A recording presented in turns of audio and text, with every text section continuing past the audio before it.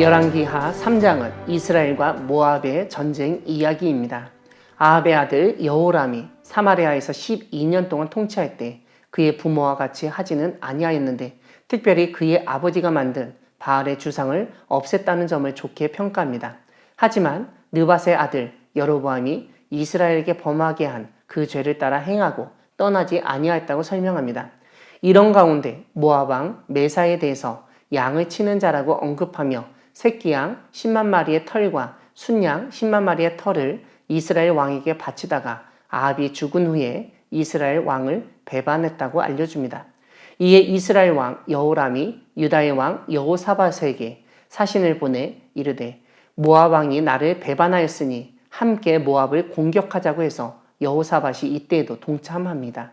이스라엘 왕 유다 왕뿐만 아니라 에돔 왕까지 합세한 연합군이 결성되어 모압 정벌에 나섭니다. 이들은 에돔 광야길로 가는 도중 일주일이 되었을 때 군사와 따라가는 가축을 먹일 물이 없었습니다. 이스라엘 왕은 절망하였으나 여호사밧은 여호와께 물을 만한 여호와의 선지자가 여기 없느냐고 물었고 이스라엘 신하 중 한 명이 엘리사를 언급해 왕들이 엘리사에게 갔습니다.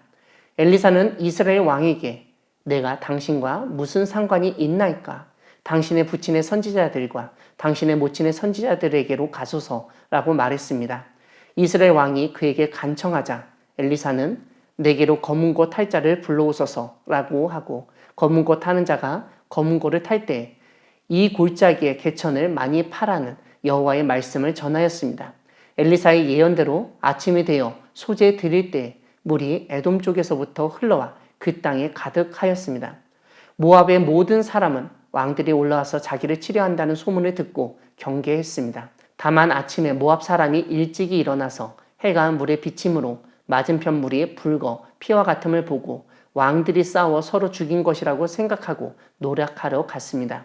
이때 이스라엘 사람이 모압 사람을 쳐서 그들 앞에서 도망하게 하고 그 지경에 들어가며 모압 사람을 치고 그 성읍들을 쳐서 헐고 각기 돌을 던져 모든 좋은 밭에 가득하게 하고 모든 샘을 메웠습니다. 이건 역시 엘리사의 예언이 성취된 것입니다.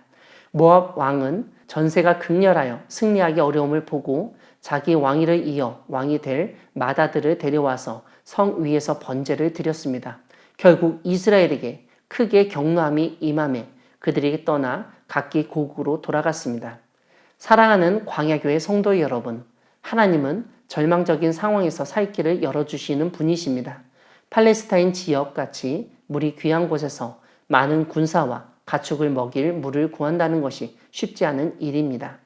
구절을 보면 7일 만에 군사와 따라가는 가축을 먹일 물이 없는지라 라고 되어 있는데 일주일 만에 마실 물이 바닥난 것입니다.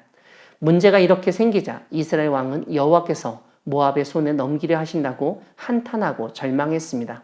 하지만 여호사밧은 하나님의 구원을 기대하며 엘리사를 찾아갔습니다.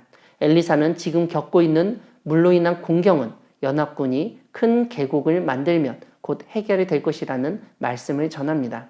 17절에서 너희가 바람도 보지 못하고 비도 보지 못하되 이 골짜기에 물이 가득하여 너희와 너희 가축과 짐승이 마시리라는 하나님의 말씀이 선포되는데 바람도 보지 못하고 비도 보지 못한다고 한 것은 지하수가 솟아오르게 하시겠다는 말씀일 수도 있고 아니면 아주 먼 곳에 비가 내려 그 빗물이 연합군이 있는 곳까지 오게 된다는 뜻으로 이해할 수 있습니다.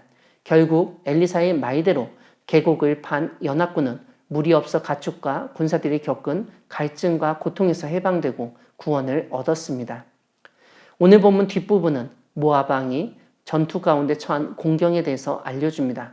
모압 왕은 전세가 악화되자 난관을 돌파하려고 싸움 잘하는 700명을 거느리고 가장 약해 보이는 에돔 왕 쪽으로 진격하였지만 헛수고였습니다.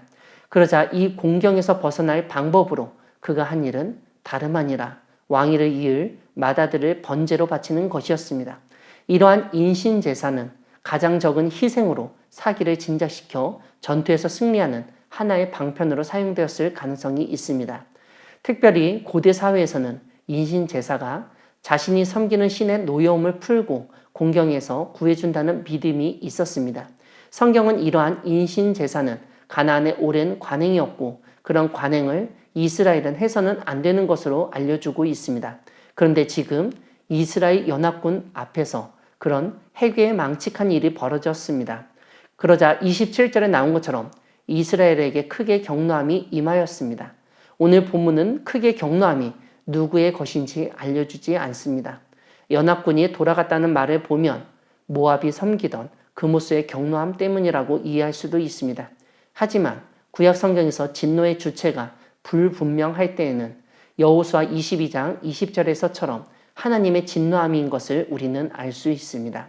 이로 미루어 보아 오늘 본문에서 나타난 진노함은 모압 왕이 그러한 일을 하도록 극도의 궁지로 몰아넣었던 연합군의 행태에 대한 하나님의 진노였으리라 생각해 볼 수 있습니다.